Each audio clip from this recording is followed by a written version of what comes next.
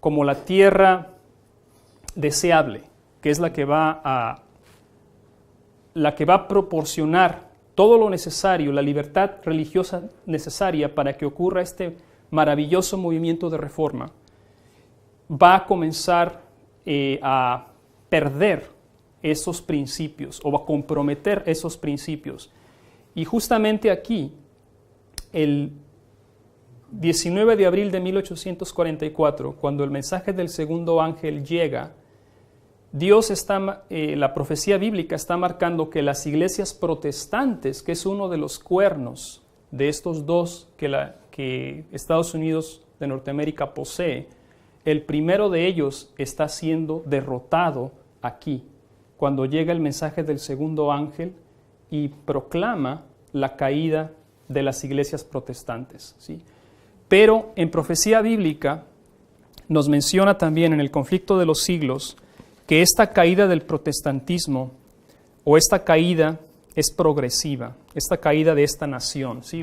Los Estados Unidos no fue conquistado completamente aquí, sino que lo que comenzó aquí fue una conquista del aspecto religioso.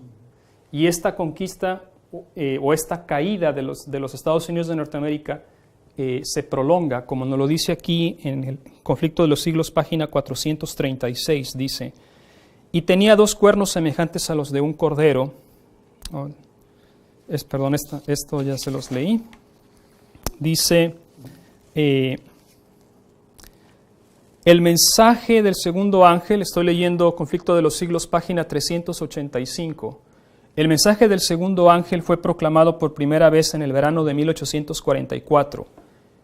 ¿Sí? Aquí está el mensaje del segundo ángel proclamado por primera vez en el verano de 1844 y se aplicaba entonces más particularmente a las iglesias de los Estados Unidos de Norteamérica, donde la amonestación del juicio había sido también más ampliamente proclamada y más generalmente rechazada, donde el decaimiento de las iglesias había sido más rápido, pero el mensaje del segundo ángel no alcanzó su cumplimiento total en 1844. Este ángel que declara la caída de Babilonia nos dice aquí que no alcanzó su cumplimiento total. Las iglesias decayeron entonces moralmente o experimentaron una caída moral por haber rechazado la luz del mensaje del advenimiento, pero este decaimiento no fue completo.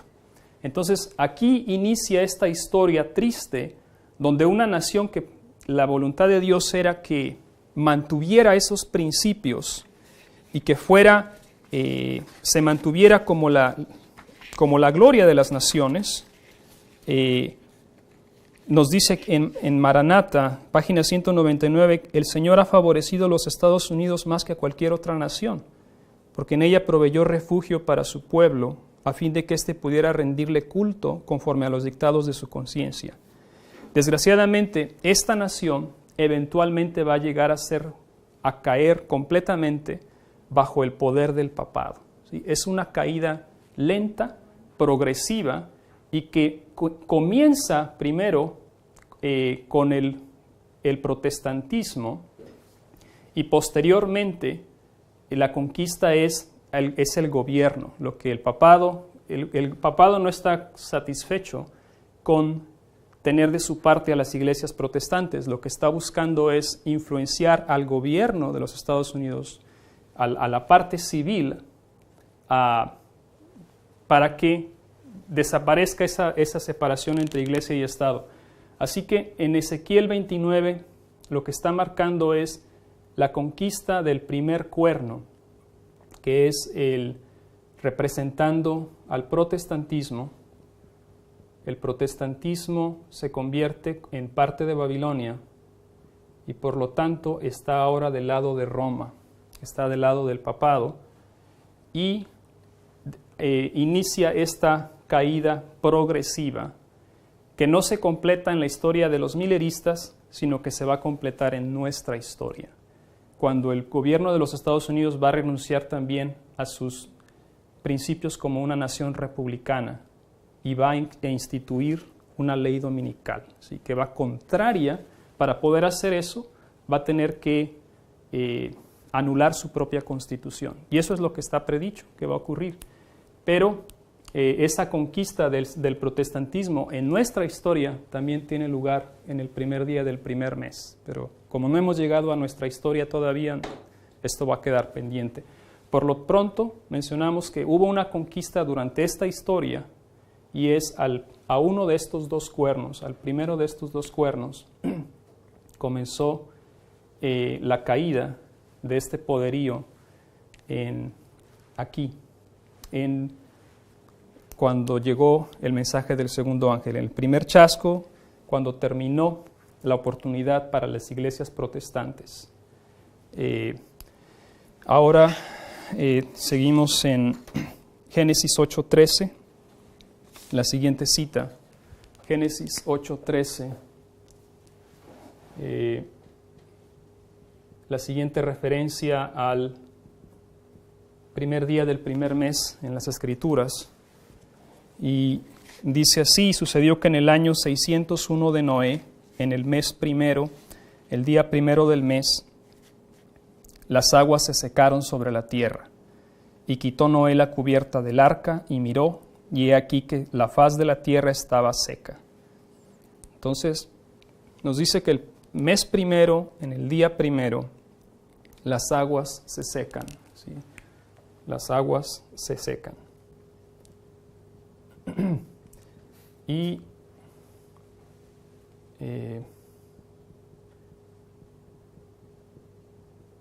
antes de explicar eso, simplemente aquí ilustrar, en Ezequiel mencionamos que también el primer día del primer mes comenzó el goteo, ¿verdad? Es una lluvia que está marcando aquí el principio del rocío.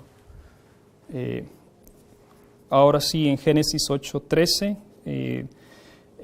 las aguas que se secan, si nosotros vamos a Jeremías 15, versículos 16 y 17, está aquí un pasaje que también se refiere a la historia milerista. En Jeremías 15, 16 y 17. Y dice: fueron halladas tus palabras y yo las comí. Ellos comenzaron a comer las palabras aquí en agosto de 1840, cuando ese poderoso ángel mencionado en Apocalipsis 10 tiene un librito en su mano, ¿sí? En Apocalipsis 10, y ese librito que está mencionado allí, al apóstol Juan se le dice: tómalo de la mano del ángel, ¿y qué cosa haz con él?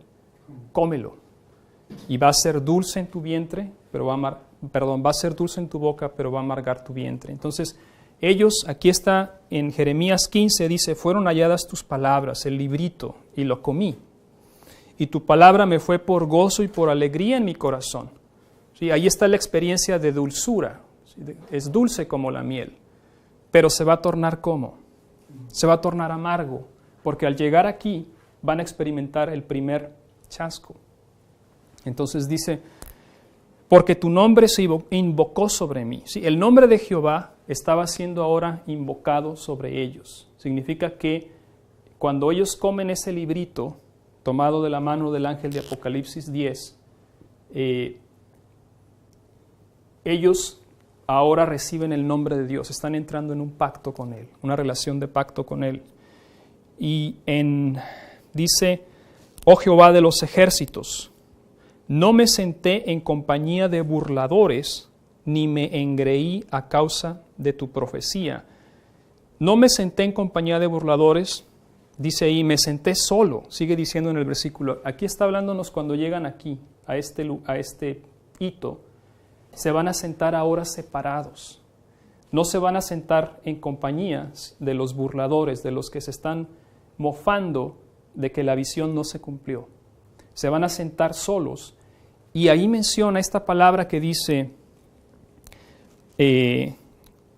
no me senté en compañía de burladores, ni me engreí a causa de tu profecía. Esa palabra que está traducida como profecía, en el hebreo, si uno lo busca en la concordancia Strong's, ese término hebreo,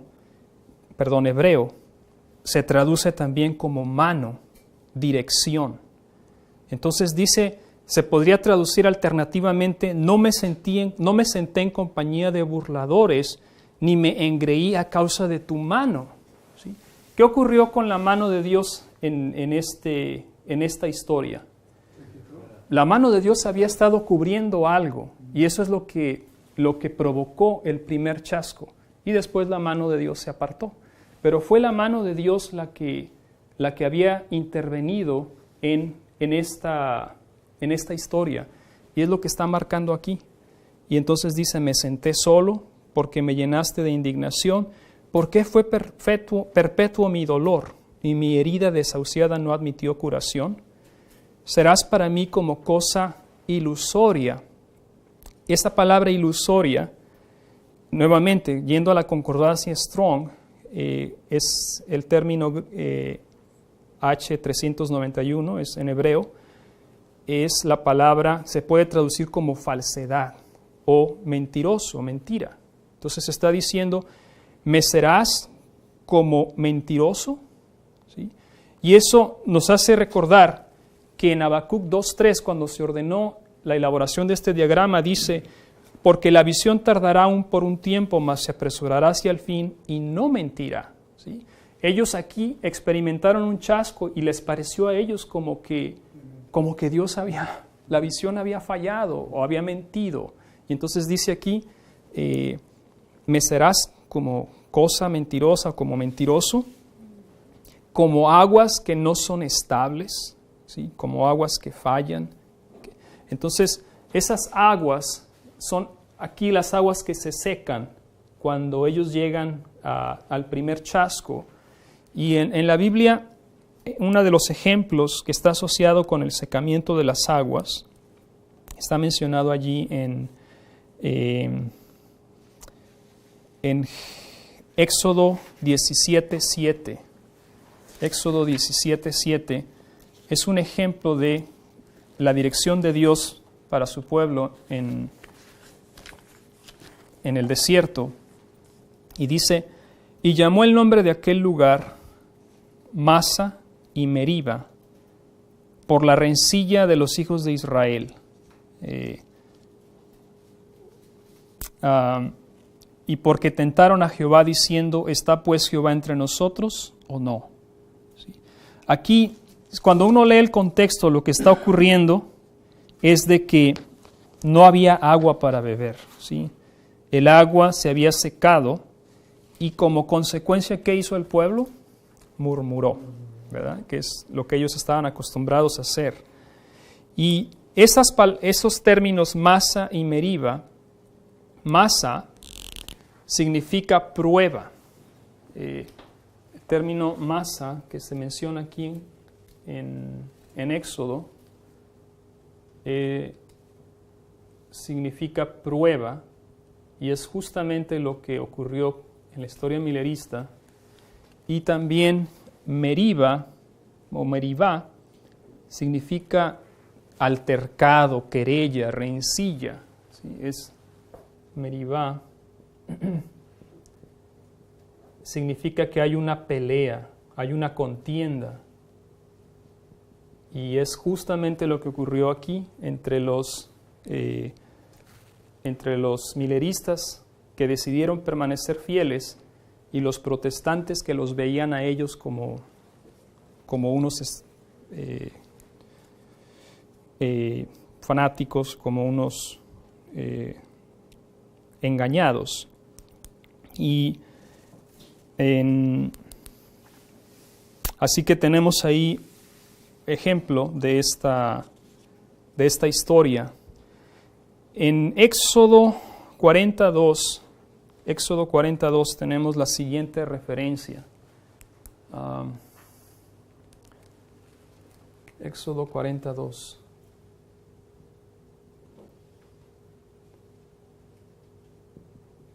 Y es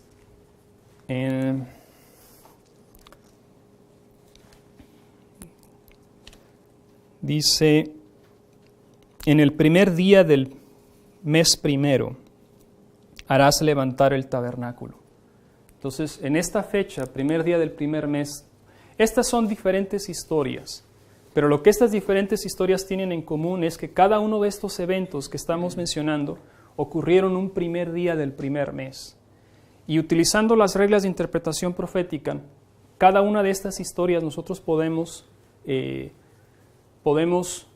apilar una sobre la otra, porque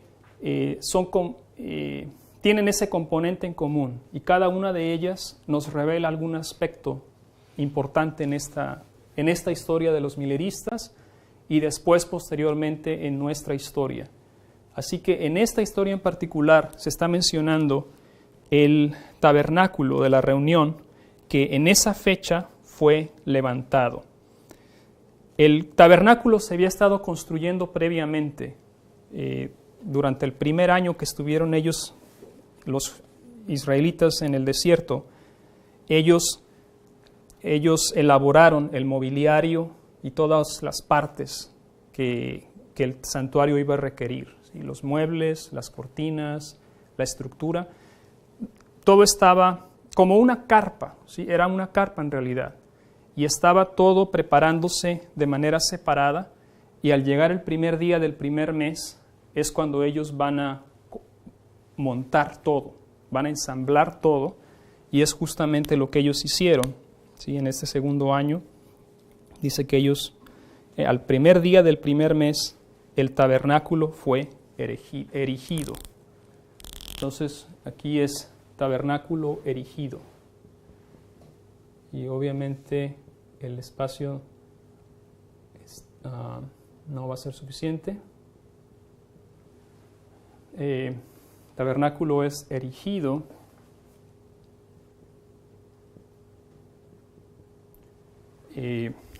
Después continuamos en el mismo capítulo, versículos 16 y 17.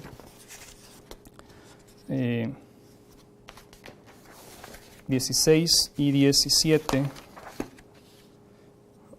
Y Moisés hizo conforme a todo lo que Jehová le mandó, y así lo hizo. Así, en el día primero del primer mes, en el segundo año, el tabernáculo fue erigido. Luego saltemos al versículo 33, porque ahí se menciona algo interesante.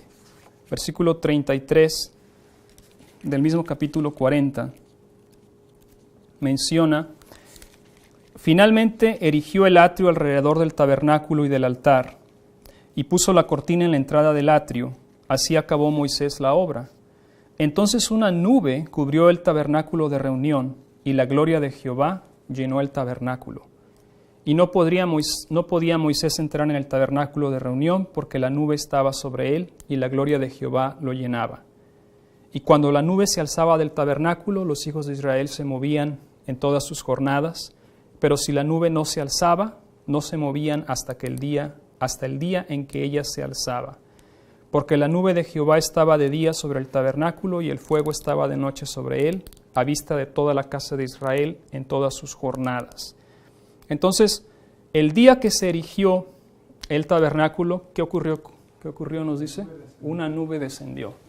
Así que vamos a simbolizar una nube que desciende allí en el primer día del primer mes y simboliza la presencia de Dios, que está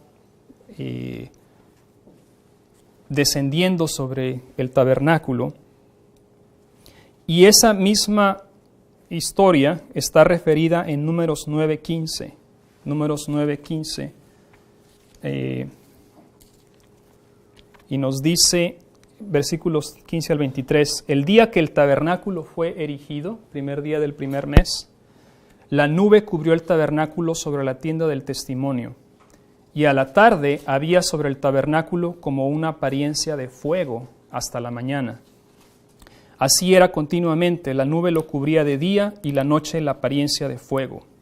Cuando se alzaba la nube del tabernáculo, los hijos de Israel partían, y en el lugar donde la nube se paraba, allí acampaban los hijos de Israel. Ahora, si notan, al seguir leyendo estos versículos, va a sonar repetitivo esta misma idea, pero creo que está tratando de ilustrarnos algo el Señor. Dice, al mandato de Jehová, los hijos de Israel partían, y al mandato de Jehová acampaban. Todos los días que la nube estaba sobre el tabernáculo, permanecían acampados. Cuando la nube se detenía sobre el tabernáculo muchos días, entonces los hijos de Israel guardaban la ordenanza de Jehová y no partían. Y cuando la nube estaba sobre el tabernáculo pocos días, al mandato de Jehová acampaban y al mandato de Jehová partían. Y cuando la nube se detenía desde la tarde hasta la mañana, o cuando a la mañana la nube se levantaba, ellos partían. O si había estado un día y a la noche la nube se levantaba, entonces partían. O si 2 días, o un mes, o un año, mientras la nube se detenía sobre el tabernáculo, permaneciendo sobre él, los hijos de Israel seguían acampados y no se movían, mas cuando ella se alzaba, ellos partían. Al mandato de Jehová acampaban y al mandato de Jehová partían, guardando la ordenanza de Jehová, como Jehová lo había dicho por medio de Moisés. Así que esa nube tenía el propósito de educar al pueblo de Dios, ¿sí? Era el indicador de, en su trayectoria por el desierto, la presencia de Jehová estaba en esa nube, y si la nube permanecía en el tabernáculo, era señal de que no se movieran de ahí. Y si la nube se movía, entonces ellos debían moverse con ella.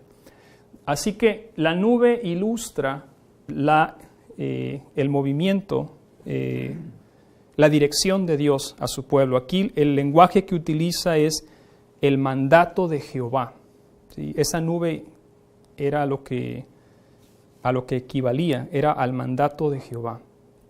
Y es importante porque si nosotros,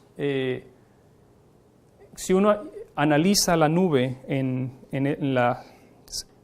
está presente en la palabra de Dios, está asociada con Jesús. Y como, por ejemplo, cuando Jesús ascendió al cielo, Él ascendió en una nube, ¿sí? O en Daniel 7:13 dice, miraba yo en la visión de la noche y he aquí que con las nubes del cielo venía uno como hijo del hombre. ¿Sí? Esto ocurrió el 22 de octubre. El hijo del hombre llegó hasta el anciano de días, pero dice que con las nubes del cielo venía uno como hijo de hombre. La nube le acompañó cuando ascendió al cielo y comenzó a ministrar en el lugar santo. Después, en 1844, cuando pasó del lugar santo al lugar santísimo, le acompañó también. Y en este caso está marcándonos aquí en que en abril, 19 de abril de 1844, la nube se detuvo allí también. Está indicando la dirección del pueblo de Dios.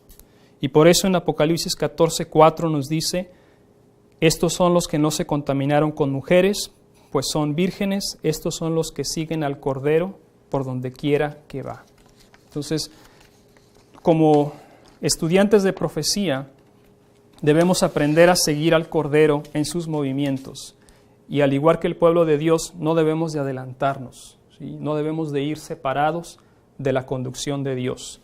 Y si en esta historia aquellos que se separaban del campamento, aquellos que se adelantaban o se atrasaban, ya no gozaban de la protección y de la presencia de Dios con ellos. Entonces, tenemos por último, Segunda de Crónicas 29, Segunda de Crónicas, antes de ir a Segunda de Crónicas, estamos viendo el concepto de un templo. Mencionamos aquí que el tabernáculo fue erigido desde 1798 al año 1844, hay 46 años. Entonces, aquí durante esta historia, el tabernáculo estaba siendo construido, pero al llegar al primer día del primer mes, aquí se erigió, aquí se ensambló, se levantó. Y entonces, eso se hizo como en preparación a una santa convocación. La santa convocación que iba a tener lugar era el día de la expiación, aquí en el 22 de octubre. Entonces, el santuario quedó ya en pie en esta fecha, en el primer día del primer mes.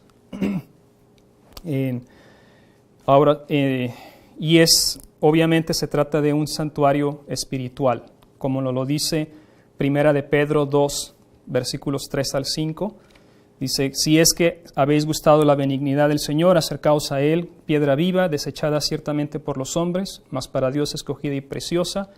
Vosotros también, como piedras vivas, sed edificados como casa espiritual y sacerdocio santo, ¿sí? Para ofrecer sacrificios espirituales aceptables a Dios por medio de Jesucristo. Y luego, por supuesto, el versículo en San Juan 2, 18 al 21, cuando los judíos le dijeron a Jesús, ¿qué señal nos muestras ya que haces esto? Respondió Jesús y dijo, destruid este templo y en 3 días lo levantaré. Dijeron luego los judíos, en 46 años fue edificado este templo, y tú en 3 días lo levantarás. Mas él hablaba del templo de su cuerpo. ¿Sí? Este templo espiritual que iba a tomar 46 años en edificarse, el mobiliario estaba listo ya aquí en primer día del primer mes, pero después tenía que ser purificado. Tenía que ser, y es lo que nos muestra aquí el pasaje de Segunda de Crónicas, y estamos llegando ya casi a la conclusión de este tema.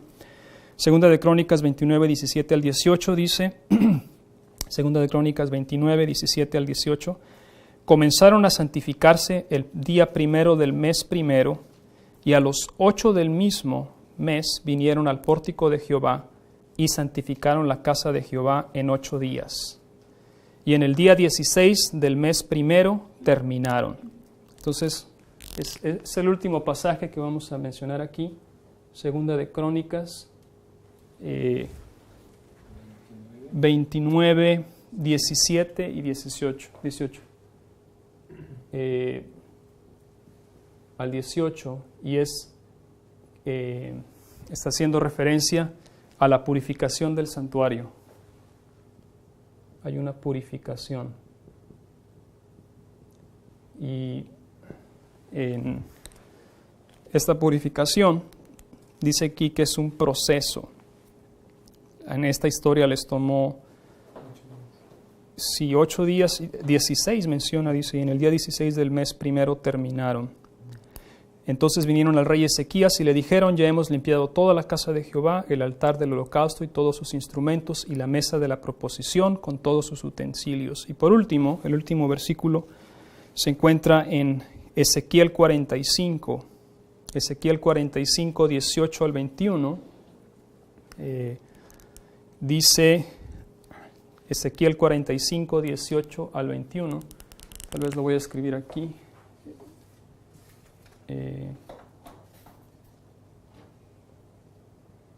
Sí, Ezequiel 45, 18 al 21.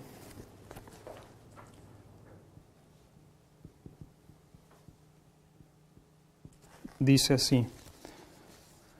Así ha dicho Jehová el Señor, el mes primero, el día primero del mes, tomarás de la vacada un becerro sin defecto y purificarás el santuario.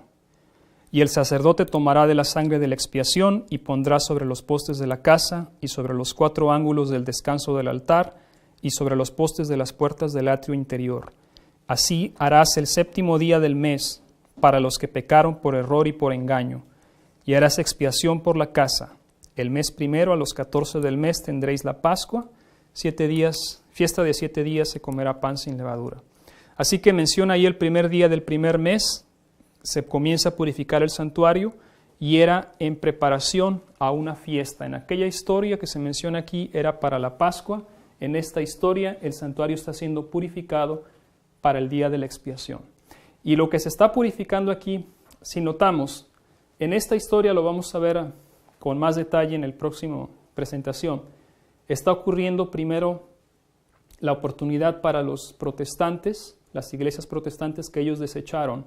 Y aquí, en el primer día del primer mes, comienza el santuario está siendo ya erigido, y ahora comienza a purificarse, pero ya es ya son los mileristas. En este proceso ya es los mileristas, aquellos que no rechazaron el mensaje, sino los que lo recibieron, son los que van a ser purificados en esta historia. Y en estas historias se van a desarrollar dos clases, las vírgenes prudentes y las insensatas, y aquellas prudentes son las que están siendo purificadas y van a poder entonces tomar parte del día de la expiación, de esa convocación santa a la cual se hace referencia en estas historias. Entonces, vamos a concluir aquí. Nos va a hacer falta analizar la historia o las historias conectadas con el primer día del quinto mes. Eso lo vamos a hacer en el próximo presentación y por el momento vamos a concluir aquí. Oramos. Nuestro buen Dios y Padre Celestial, rogamos que tu Espíritu Santo nos ayude para comprender la información que se desprende a través de tu santa palabra, que podamos entender la historia milerista a la luz de las ilustraciones provenientes de las diferentes partes de la Biblia que hemos mencionado el día de hoy, y de esta manera, al entenderlas, podamos entender de qué manera se repite este proceso en nuestro tiempo. Quédate con nosotros y acompáñanos, lo pedimos en el nombre de Jesús. Amén.